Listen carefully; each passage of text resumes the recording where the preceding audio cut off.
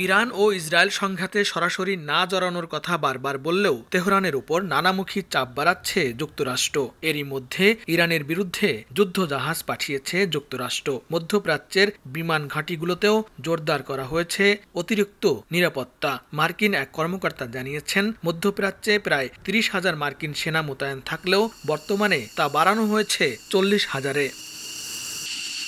একদিকে যুদ্ধ প্রস্তুতি, অপরদিকে আলোচনার দ্বারও খোলা রেখে এগোচ্ছে যুক্তরাষ্ট্র। উদ্দেশ্য একটাই, যে কোনো উপায়ে ইরানকে পারমাণবিক অস্ত্র অর্জন থেকে বিরত রাখা এবং দেশটির শর্তহীন আত্মসমর্পণ। ইসরায়েলের প্রধানমন্ত্রী বিনিয়ামিন নেতানিয়াহু চান ট্রাম্প যেন যুদ্ধে যোগ দেন এবং ফোর্ডোতে বোমা হামলা করেন।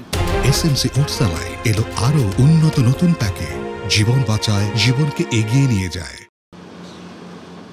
রক্তক্ষয়ী সংঘর্ষ ও মার্কিন হুমকির মধ্যেই ইরান যুক্তরাষ্ট্র আলোচনার সম্ভাবনার কথা জানিয়েছে মার্কিন সংবাদ মাধ্যম এক্সিওস। বৈঠকের প্রস্তুতিও নিচ্ছে ওয়াশিংটন। বিভিন্ন নির্ভরযোগ্য সূত্র জানায়, হোয়াইট হাউসে যুক্তরাষ্ট্রের মধ্যপ্রাচ্য বিষয়ক দূত স্টিভ উইটকফ ও ইরানের পররাষ্ট্রমন্ত্রী আব্বাস আরাগচির মধ্যে বৈঠকের সম্ভাবনা নিয়ে আলোচনা চলছে। মার্কিন প্রেসিডেন্ট ডোনাল্ড ট্রাম্প ইরানি কর্মকর্তাদের সঙ্গে দেখা করতে স্টিভ উইটকফ অথবা ভাইস প্রেসিডেন্ট জেডি ভ্যান্সকে পাঠানোর কথা ভাবছেন, এমনটাই জানিয়েছেন মার্কিন সংবাদ মাধ্যম সিবিএস নিউজের এক প্রতিবেদক। কানাডা থেকে ওয়াশিংটন ডিসিতে ফেরার পথে বিমানে ট্রাম্পের সফরসঙ্গী ওই প্রতিবেদক এক্সে শেয়ার করা এক পোস্টে আরও জানান, ইরানের পারমাণবিক সমস্যার প্রকৃত সমাধান চান ট্রাম্প। বৈঠকের দিনক্ষণ এখনও চূড়ান্ত হয়নি, তবে সূত্র জানিয়েছে যুদ্ধ এড়িয়ে চুক্তির পথে ফেরার এটি হবে প্রেসিডেন্ট ট্রাম্পের শেষ চেষ্টা।